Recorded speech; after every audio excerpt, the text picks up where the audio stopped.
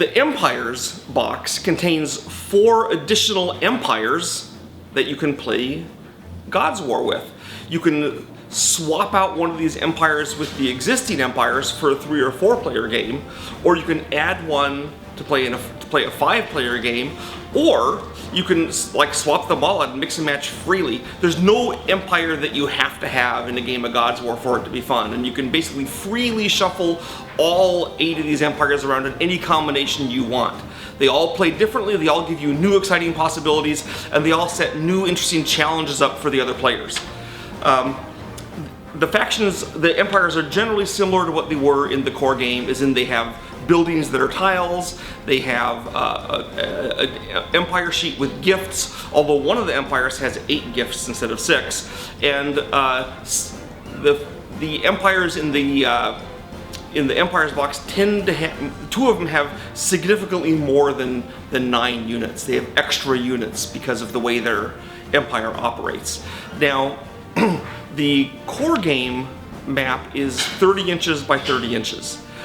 We are hoping to eventually, with our stretch goals, unlock the 6 to 8 player map, which would go in the Empires box. And this would be 36 inches by 36 inches and have a lot more areas, and then you can play obviously with 6 to 8 players. But you can use these empires even with just the 3 to 5 player map included in the core game. I think you will find that the Empires box adds even more fun and more options and more free-ranging adventure to your games of God's War. The Elder Races pack includes new groups of units, like mini empires that start on the map. Now, our intent is that you do not use all of the Elder Races in a given game of God's War. You would pick 1 or 2 or 3 or whatever number you want. One convenient number is to have 1 less than the number of players, but you could also have equal to the number of players. And when you set up the game, first you choose which Elder Races you want to have in the game. Then most Elder Races start with one of the units on the map in a spot. And all the players have a new action available to them, which is called Diplomacy. To engage in Diplomacy, you send a unit to the area where that Elder Race unit is, and you basically have a die roll. You spend power, have a die roll to see if you're able to ally them to your faction or not. If you succeed, then you get to have that unit is added to your faction, and you can, if it has more than 1 unit, as most of them do, most of them have 3 units, then the other ones enter your pool, and for the rest of the game, that Elder Race is yours.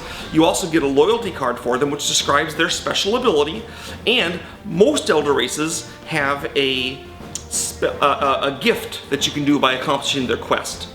And then that quest adds, powers them up in some way.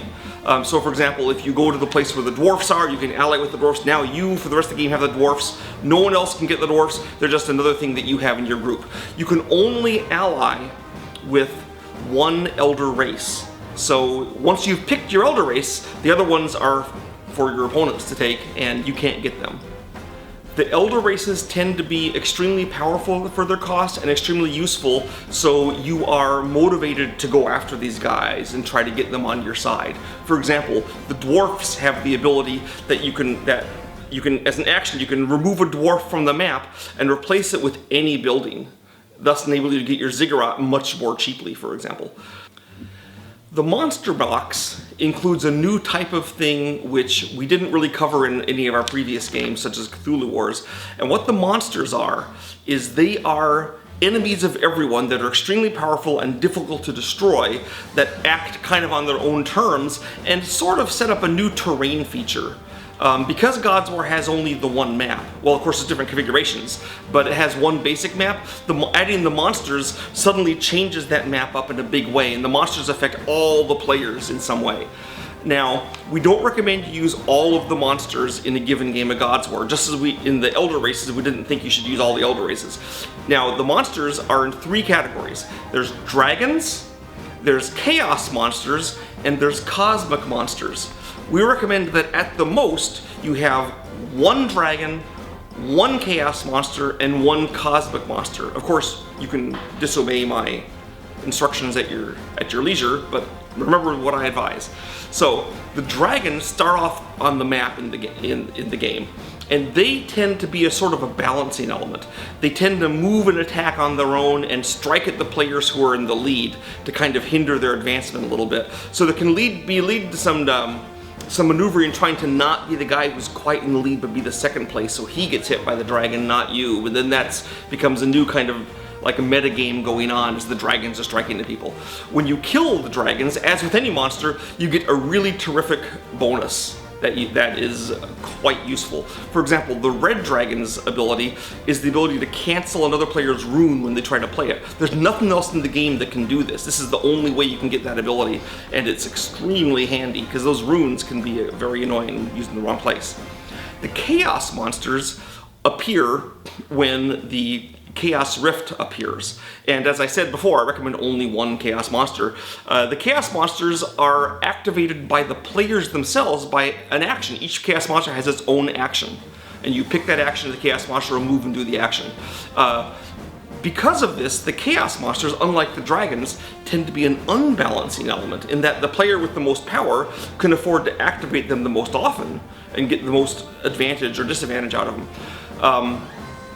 But I view Chaos as it should be an unbalancing element, so I like this. And the players seem to like it too when we play it. So the Chaos Monsters careening around the board, causing trouble, being disastrous, and the players, again, if you kill a Chaos Monster, you get a really terrific bonus that you are happy to have for the rest of the game. And that is really useful. For example, if you kill the monster Quim, you get the ability anytime during the rest of the game, when you kill him, you immediately get the power to pick an enemy building and destroy it.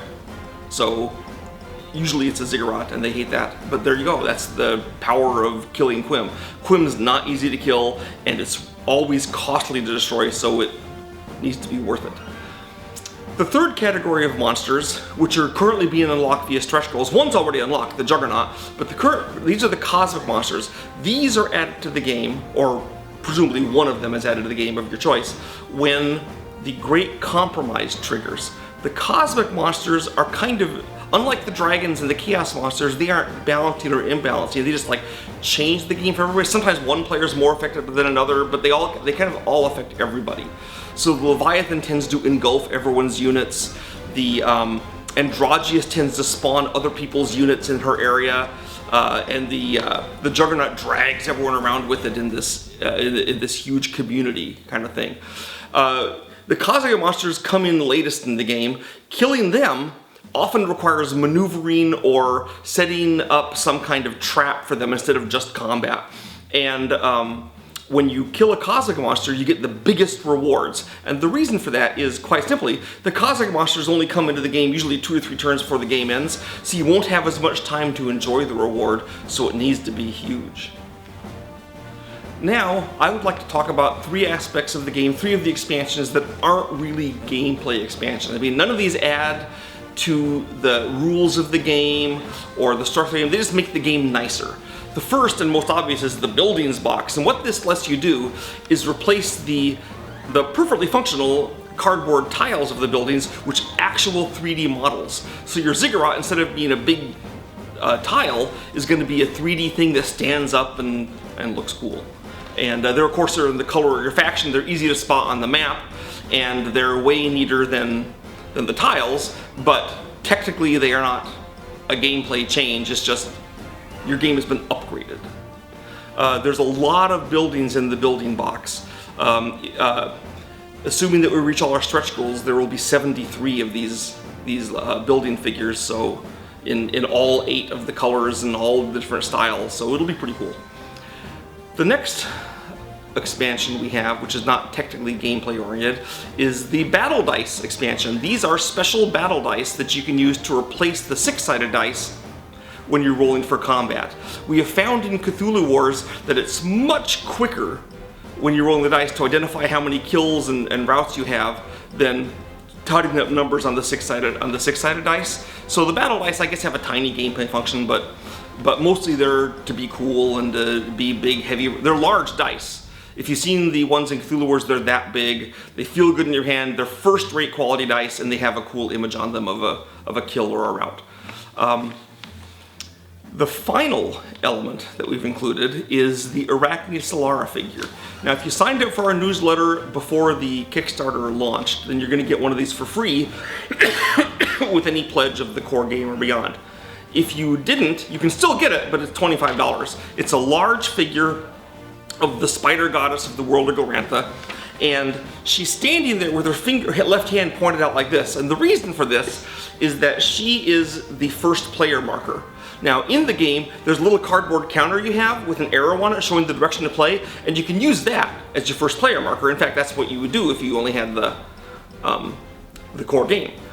But with Arachne Solara, you take her and put her in front of the first player, and you point her the direction that the play goes, and it adds some bling, and she's pretty awesome. She also has a really neat base, I think maybe the coolest base of any of the figures in the game, because she's actually standing astride a map of Glorantha, complete with the Chaos Rift in the middle. So she's pretty neat.